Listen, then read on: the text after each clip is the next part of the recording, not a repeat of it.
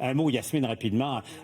Trump là, qui ramène, et bon, évidemment, si jamais il y a une rencontre au sommet dans un contexte de guerre, c'est toujours un petit espoir d'arriver à un règlement. Mais il n'avait pas promis de régler cette grève-là en 24 heures pendant la campagne électorale. Ça fait combien de temps? Là, plus de 6 mois qu'il est de retour à la Maison-Blanche? La baguette magique promise par Donald Trump semble en panne parce qu'il a tellement promis de mettre fin à cette guerre, de mettre fin à la guerre entre Gaza et Israël. Rien de ça n'a avancé. Encore mieux, il y a encore plus de morts, il y a encore plus de dévastation dans l'un et l'autre des conflits.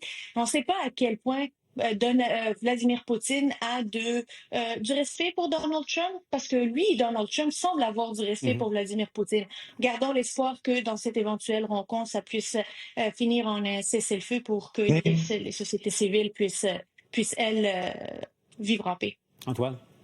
il faut noter que Donald Trump exprime de plus en plus de la frustration à l'égard de M. Poutine.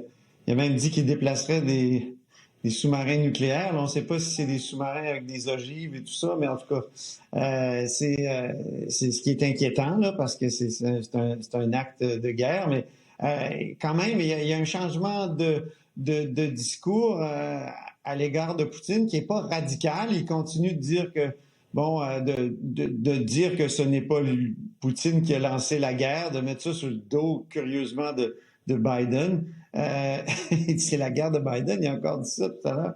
Alors, là, il y a des discussions. J'ai hâte de voir et peut-être qu'il faudrait que Trump soit encore plus ferme s'il voulait vraiment remplir sa promesse qui est de toute façon dépassée parce qu'il avait promis, comme tu l'as bien souligné, Paul, ça serait réglé en 24 heures. 24 heures, c'est ça. Donc, ça se poursuit au Bureau ovale.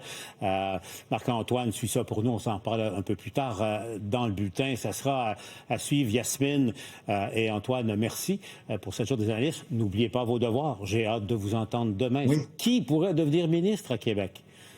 À demain.